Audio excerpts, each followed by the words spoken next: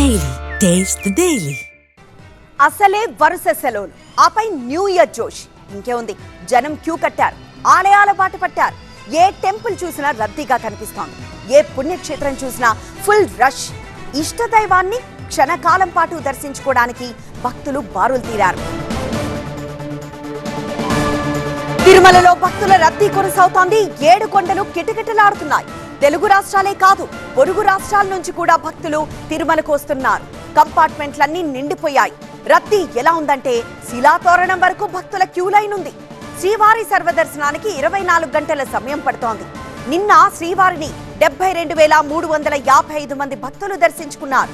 4,12,00,000 శ్రీవారి హుండీ ఆదాయం వచ్చినట్లు టీటీడీ అధికారులు చెబుతున్నారు. వరుస సెలవుల కారణంగా ఈ 2-3 రోజుల పాటు తిరుమలకు భక్తుల తాకిడి ఎక్కువగానే ఉండే అవకాశం ఉంది. భక్తుల కోసం తిరుమల తిరుపతి దేవస్థానం అన్ని ఏర్పాట్లు చేసింది.